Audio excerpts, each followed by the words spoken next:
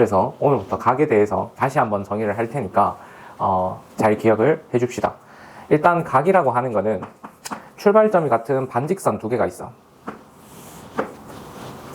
그래서 뭐 이 반직선을 OX라고 하고 얘를 보고 OY라고 한번 해보자. 그러면 기준이 되는 반직선 얘를 보고 시초선이라고 이야기를 할 거고, 그 다음에 움직이는 선 얘를 보고 동경이라고 이야기를 할 거야. 그럼 뭐 동경 반직선이 이런 식으로 존재를 할 수도 있는 거지. 그러면 이 시초선과 동경 사이에 이루는 이러한 도형을 보고 각이라고 이야기를 합니다. 되겠나요? 그런데 우리가 이러한 각을 일반적으로 표현을 할 때 뭐 예를 들어서 얘가 30도다 라고 한번 생각을 해보자. 근데 우리 중학교 과정까지는 90도까지를 표현을 하는 게 거의 다 전부였고, 둔각을 이용한다고 한들 뭐 예를 들어서 사인을 이용을 할 때 둔각은 그 외곽에 대한 사인과 같다, 이런 성질을 이용했는 게 사실은 다기 때문에 90도 내에서만 표현을 보통은 해왔었어. 자, 그러면 우리가 한번 생각을 한번 해보자. 390도는 어떻게 표현할까? 한 바퀴가 몇 도지? 360도. 그럼 390도는 한 바퀴 돌고 30도를 더 간 거다, 그지? 그러면은 오케이, 그러면 한 바퀴 돌고 얘로 다시 갔어. 그럼 결국에는 이 동경은 30도도 나타내지만 390도도 나타내게 돼요. 그럼 여기서 360도 더 더하면은 750도가 되겠지? 그럼 750도도 마찬가지로 똑같은 표현 방식을 가지게 된다. 그래서 우리는 이러한 각들을 보고 30도에 대한 일반각이라고 지금부터 이야기를 할 겁니다. 그래서 만약에 우리가 어떤 각을 알파라는 각에 대해서 우리가 표현을 해줄 때는 일반각으로 360도를 몇 번 더 있는지는 몰라. 그런데 그게 알파를 표현하는 것입니다 라고. 그럼 이 각이 바로 알파에 대한 일반각이 됩니다. 여기서 n은 정수, 이렇게 되면 되겠지. 그리고 지금부터 우리는 약속을 할 건데, 항상 시초선으로부터 식의 반대 방향으로 가는 게 플러스 방향, 그 다음 식의 반대 방향으로 식의 방향으로 가는 게 음의 방향이라고 지금부터 약속을 할 겁니다. 자, 그러면은 우리가 중학교 때 문제를 풀다 보면 X축의 양의 방향으로부터 몇 도라는 표현 했던 거 혹시 기억나나? 그러면 우리가 그 문장이 나오면은 결국 기울기를 나타내는 탄젠트를 사용을 하는 문제였었어. 자, 그러면은 일단 얘를 기준으로 해서 식의 반대 방향으로 돌아갈 건데, 자, 우리 이 면을 보고 뭐라고 하지? 일사분면. 그래서 만약에 동경이 이곳에 위치를 한다면 거기에서 이루는 각은 제1사분면 각이라고 이야기를 해줄 거야. 그런데 동경이 여기에 위치를 했어. 그럼 여기서부터 이까지 이루는 각, 그럼 그 각의 크기를 제2사분면의 각,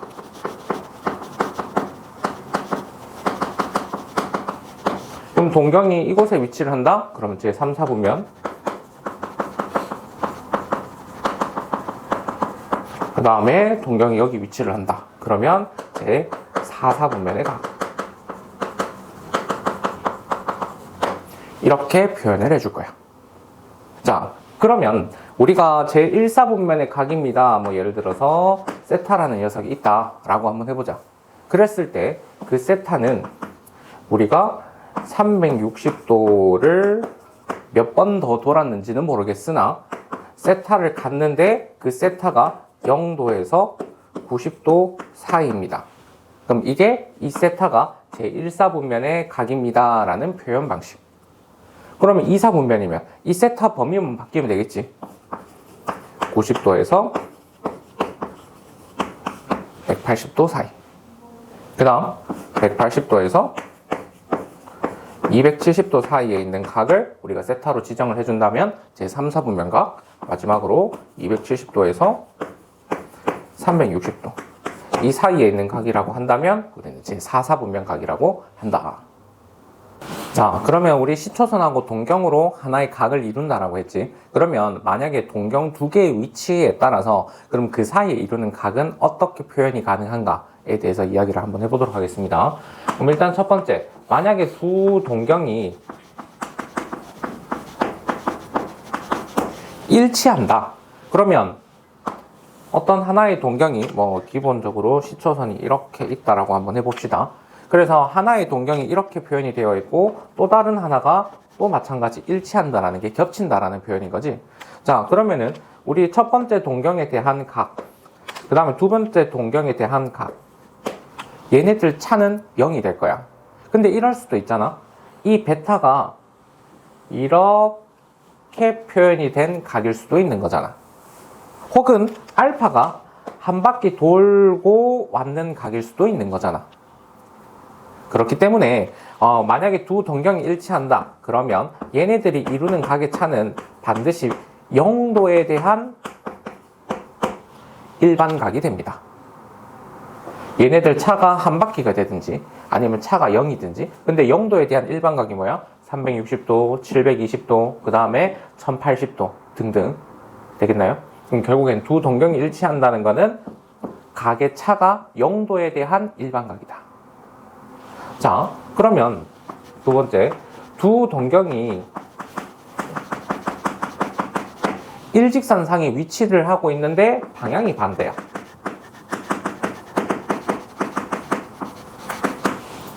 그렇다라고 한다면 만약에 하나의 동경이 이런 식으로 존재를 하고 다른 동경이 일직선상에 있기는 한데 방향이 반대인 거야. 자, 그러면 우리 시초선이 있다 생각하고, 그럼 얘는 알파만큼, 그리고 얘는 베타만큼. 그럼 얘네들의 차는 얼마일까? 180도. 일직선상이니까 얘가 180도가 차이가 나겠지. 물론 이 알파라는 각이 뭐 한 바퀴 돌고 왔는 각일 수도 있고, 베타도 마찬가지 한 바퀴 돌고 이 각에 위치를 할 수도 있지. 그러면은 일직선상인데 방향이 반대다. 그러면 얘네들의 차가 180도에 대한 일반각이 된다. 이렇게. 자, 그런데 우리 시초선을 기준으로 해서 이 부분을 보통 원점으로 사용하고 있기 때문에 일직선상 반대다. 우리는 이 표현을 원점 대칭이라고도 이야기를 하기도 합니다. 자, 그럼 대칭 이야기가 나온 김에 X축 대칭, Y축 대칭도 한번 살펴보자. 그러면 X축, Y축 대칭 한번 살펴보면, 자, X축 대칭이라고 한 거는 시초선, 얘를 기준으로 해서 생각을 해주면 돼. 자, 그러면은 우리가 하나의 각이 이렇게 존재를 한다고 했을 때 얘에 대해서 대칭이라고 이야기를 했으니까 결국에는 얘네들 각이 서로 같아야 대칭인 거 맞나? 되겠나요? 어차피 반직선이니까 얘는 길이는 없어요. 그냥 그 방향만 생각을 해주면 돼. 자, 그런데 우리가 요 각이라고 하는 거는 실제로 시계 반대 방향 기준으로 이야기를 해야 되기 때문에 각의 차이는 이만큼이다. 자, 그러면 얘가 알파라고 한다면 요 각의 크기는 결국엔 얼마? 360도 빼기 알파만큼의 각이 되겠네. 자, 요 각의 크기가 알파니까 요 각의 크기, 방향 제외하고 각의 크기가 알파겠지. 그러면 이 베타라고 하는 친구는 360도 빼기 알파와 같은데, 그럼 얘 이항 한번 해보자. 그러면 두 각을 더 했는 게 결국 0도에 대한 일반각이 되겠구나. 자, 쌤이랑 같이 한번 볼게요. 자, 예제 1번. 1, 2, 3번이 음의 방향으로 존재를 합니다. 그렇기 때문에 시계 방향으로 돌아가고 있다. 자, 그러면은 이 각을 우리가 일반각으로 각각 표현을 했을 때 그러면 어떤 각에 대한 표현이었는가를 살펴봐 주면 됩니다. 자, 그럼 실제로 얘는 마이너스 720도에서 220도만큼, 즉 마이너스 720도라는 거는 시계 방향으로 두 바퀴 돌았다는 이야기인 거죠. 무슨 말인지 이해됩니까? 그러니까 자, 마이너스 720도는 시계 방향으로 한 바퀴, 두 바퀴, 그리고 220도는 여기에서 220도, 이렇게 표현이 되는 거지. 이해가 되겠습니까? 네. 자, 그러면 결국에는 얘는 220도에 대한 표현이더라. 그 다음 두 번째, 마이너스 300도. 그럼 얘는 시계 방향으로 한 바퀴 돌고 60도 라는 표현이죠. 그러니까 얘가 알파가 되겠네. 그 다음 이번에는 얘는 시계 방향으로 한 바퀴 돌고 그러면은 100도가 되려면은 260도만큼 더 가면 되겠네. 그러니까 얘는 260도에 대한 일반각.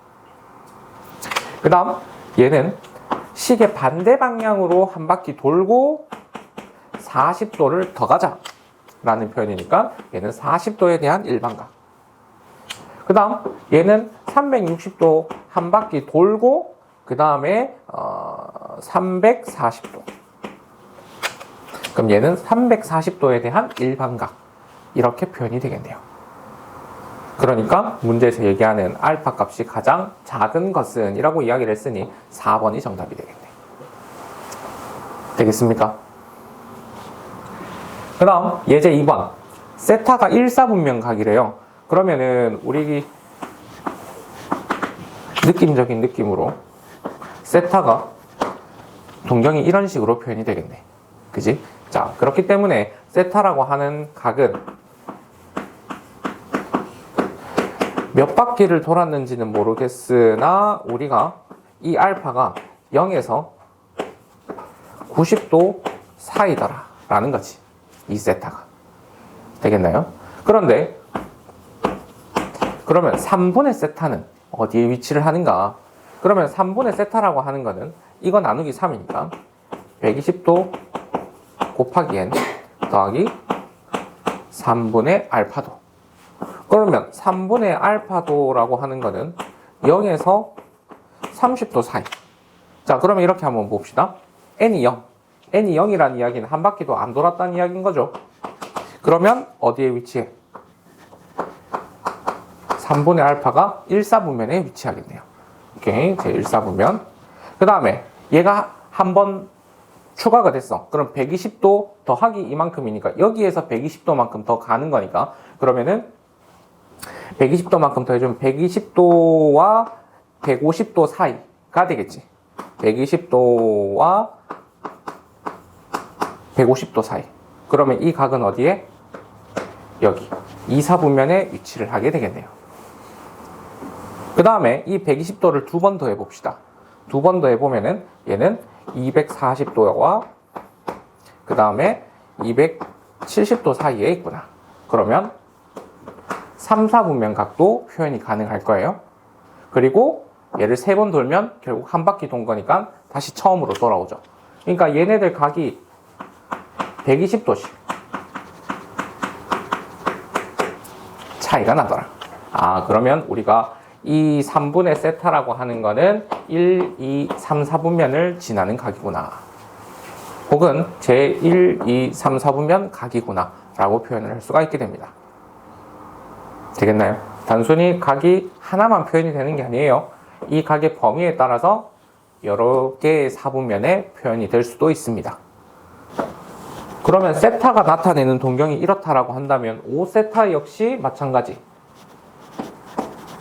이렇게 표현이 된다라는 뜻이기 때문에 결국에는 얘네들의 차가 0도에 대한 일반각이 되겠네. 그러면 5세타와 세타의 차가 0도에 대한 일반각이 된다. 자, 그래서 정리 한번 해보도록 하겠습니다. 그러면 4세타는 360도 곱하기 n. 따라서 우리는 세타가 몇 도인지를 알아보고 싶은 거기 때문에 얘는 90도 곱하기 n. 따라서 세타가 될 수 있는 거는 0도, 그 다음에 90도, 180도, 270도, 360도는 0도와 같습니다. 근데 세타가 0은 포함 안 한다, 그죠? 그럼 이거 제외 나머지 3개의 각을 표현을 하는 거다. 즉, 세타가 90도일 때 5세타도 동경이 일치한다. 세타가 180도일 때 5세타도 동경이 일치한다. 세타가 270도일 때 5세타가 동경이 일치한다. 라는 뜻입니다. X축에 대한 대칭일 때, 그 다음에 Y축에 대한 대칭일 때, Y는 X에 대한 대칭일 때 등등 우리 여러 가지 경우들 살펴봤다, 그죠? 그 중에서 우리 동경이 일치할 때는 이런 식으로 차가 0도에 대한 일반각이다. 이렇게 해결을 한다고 했었죠. 그래서 그 방식을 이용을 한 겁니다. 자, 호도법이라고 하는 거는 우리가 어떤 각을 표현할 때 뭐 1도, 30도, 이 도라는 표현 자체가 60분법을 따른다 라고 이야기를 해줍니다. 60분법. 자, 근데 우리가 이거를 각을 좀 다른 표현을 한번 나타내 볼 거야. 자, 지금부터 우리가 기호를 라디안이라고 하는 기호를 새로 하나 배우게 될 건데요. 자, 그럼 얘가 뜻이 뭐냐 하면, 자, 원이 있는데 반지름의 길이가 1인 원이 호의 길이가 마찬가지로 1이 되도록 하는 그 각을 보고 우리는 1라디안이라고 정의를 할 겁니다. 자, 1라디안이라고 하는 거는 반지름의 길이가 1일 때 호의 길이가 1이 되도록 하는 각의 크기, 그 녀석을 보고 1라디안이라고 이야기를 합니다. 그럼 이 1라디안이라고 하는 이 각의 크기가 우리가 일반적으로 사용을 해왔던 60분법이랑 어떤 관계가 있는가 한번 살펴볼게요. 자, 만약에 반지름의 길이가 R이라고 한번 해봅시다. 그러면 그때 반지름의 길이를 R이 되도록 하는 우리 중심각의 크기를 알파도라고 표현을 한번 해볼게요. 그러면 우리 중심각의 크기랑 호의 길이는 서로 정비례 관계입니다. 그렇기 때문에 360도와 알파에 대한 비는 결국 전체 원주와 이 호의 길이에 대한 비로 나타내지게 되겠죠. 자, 그래서 정리를 한번 해보면 얘는 2파이 알파도 곱하기 r은 360도 곱하기 r. 자, 정리 한번 해보겠습니다. 알파라고 하는 거는 그럼 결국에는 파이분의 180도와 같더라. 자, 그런데 우리가 반지름의 길이가 r일 때 호의 길이가 r이 되도록 하는 이 각의 크기를 라디안으로 표현하면 1라디안이라고 했죠. 그러면 1라디안이라고 하는 거는 결국 뭐랑 똑같다? 파이분의 180도와 같더라. 이게 바로 60분법으로 사용을 했던 이 각이 라디안으로 표현했을 때의 관계입니다. 그래서 여러분들은 이것만 기억해 주면 돼요. 180도는 파이 라디안이랑 같더라. 라디안은 보통 생략하고 적어도 상관없습니다. 그러면 180도가 파이 라디안이다. 파이다. 그러면 우리 특수각으로 사용을 했던 뭐 60도, 그 다음에 30도 얘네들을 라디안으로 표현을 하면 얘가 그러면 3분의 파이가 될 거고 얘가 6분의 파이가 되겠죠. 지금부터는 우리가 이러한 각으로 표현을 해서 사용을 할 겁니다.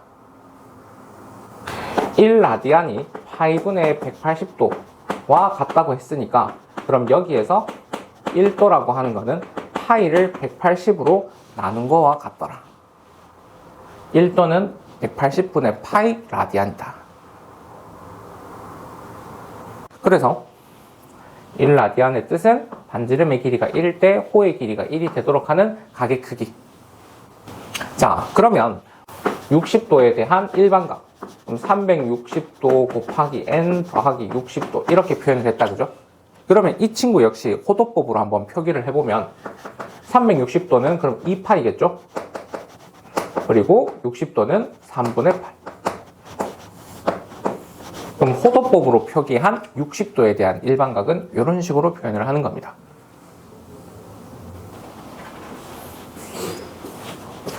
자, 쌤이랑 같이 한번 볼게요. 자, 예제 4번 75도입니다. 그러면 75도 중에서 특히 여러분들이 기억을 하면 좋은 각이 45도는 180도를 4로 나누면 되죠. 근데 180도가 호도법으로 표기를 하면 파이라고 이야기를 했습니다. 그래서 4분의 파이. 그럼 이거를 기준으로 해서 그러면 15도는 다시 3을 나누면 되니까 12분의 파이. 15도에 대한 호도법이 12분의 파이가 됩니다. 그러면 이 각을 5배 했는 게 75도가 되죠? 마찬가지 얘를 5배 해주면 되겠네. 그러면 12분의 5파이. 그 다음 160도. 그럼 160도 같은 경우에는 얘를 또 표현하는 방법이 전체 180도 중에 160도가 일단 얼마일까?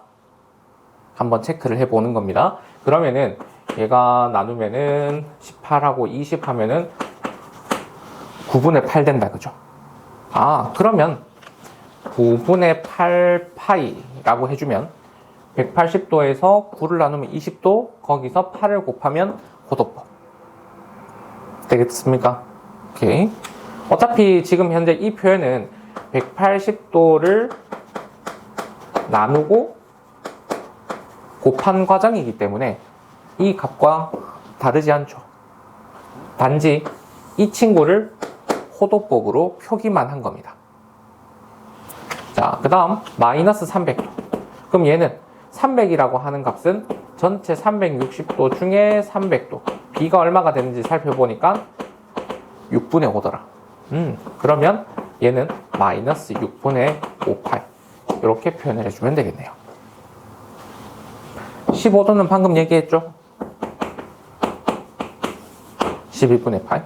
그 다음에 600도는 전체 180도 중에 600도가 얼마만큼의 b를 가지고 있는가. 그러면 6으로 나누면 60으로 나누면 이렇게.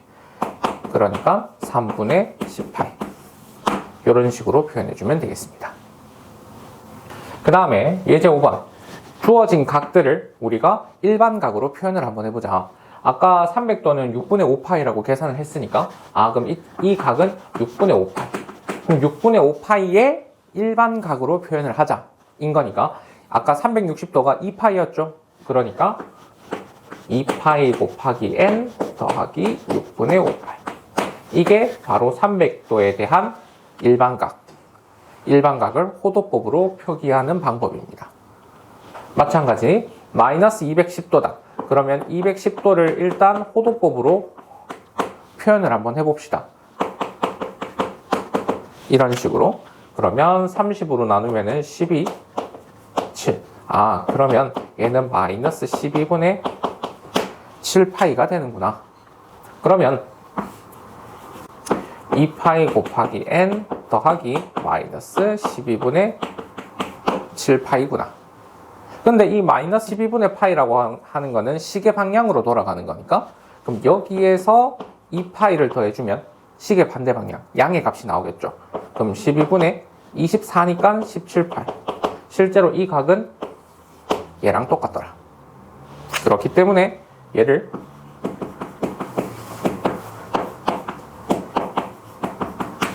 이런 식으로 표기를 하더라도 두 개는 같은 표현이다.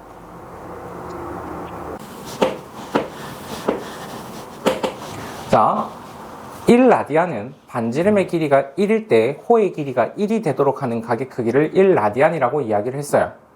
자, 그러면 우리가 반지름의 길이가 r이고 중심각의 크기가 얼마인지 모르겠어. 그럼 a도라고 표현을 한번 해보겠습니다.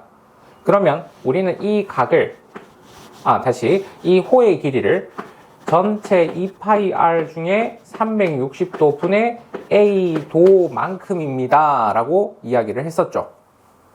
이게 호의 길이. 우리가 이 표현을 만약에 얘가 라디안으로 표현을 했을 때 세타와 같더라 라고 한다면 얘가 2파이 곱하기 2파이 중에 세타, 얘가 라디안으로 표현했을 때 세타라고 한다면 이렇게 정리가 되겠죠. 그러니까 저 호의 길이는 r 세타. 자, 그리고 부채꼴의 넓이도 마찬가지. 자, 요 각을 a도라고 한번 해봅시다. 그러면 우리 이 녀석의 넓이는 파이 r 제곱의 전체 360도 중에 a도에 해당하는 부분이더라. 그런데 우리가 이거를 호도법으로 표기를 했을 때 세타라고 한번 이야기를 해보자. 그럼 얘가 세타, 여기가 2파이. 그래서 정리를 하면 어떻게? 파이가 약분되니까 2분의 1 r 제곱 세타. 그래서 호의 길이는 반지름 곱하기 중심각, 넓이는 부채꼴의 넓이는 2분의 1 R제곱 세타. 언제? 이 각이 호도법으로 표기가 됐을 때. 그러면 한 가지 예를 들어서, 자, 반지름의 길이가 2고 중심각의 크기가 30도인 부채꼴. 그러면 이 30도를 호도법의 표기로 바꿔주고, 그러면 호의 길이는 R 세타 3분의 파이가 되는 거고, 그 다음에 부채꼴의 넓이는 2분의 1 R제곱 2분의 1 R제곱 세타. 그러니까 얘는 이 약분하고 나면 12분의 파이. 자, 그럼 우리가 구했는 호의 길이 넓이가 30도라는 60분법으로 표현이 됐을 때의 결과랑 같은지도 한번 비교해 봅시다. 자, 얘가 호의 길이는 2파이 R 중에 360도 분의 30도. 그러니까 호의 길이는 12가 되고, 그러면 6파이 R인데 이 반지름 R이 2였죠. 그러니까 3. 결과가 같죠? 그 다음 넓이도 한번 살펴보겠습니다. 그러면 전체 넓이는 파이 R 제곱 4파이. 근데 전체 360도 중에 30도에 해당하는 부채꼴의 넓이입니다. 계산해주면 얘가 3분의 파이. 아까 어떻게, 여기가 2니까 얘가 3분의 파이. 얘가 되겠네요. 이해가 되겠습니까? 이런 식으로 정리를 해줄 수가 있더라.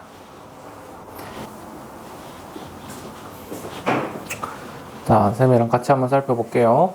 자, 예제 6번. 반지름의 길이가 4고 중심각의 크기를 모르는데 호의 길이가 2파이.